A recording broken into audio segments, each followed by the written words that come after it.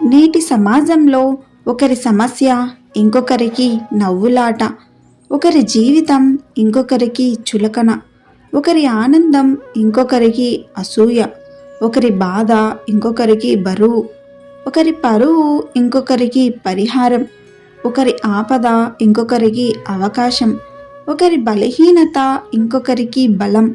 మనం సంతోషంగా లేకున్నా సరే, కానీ పక్కవాడు సంతోషంగా ఉండకూడదు అనేదే ఇది నేటి సమాజం.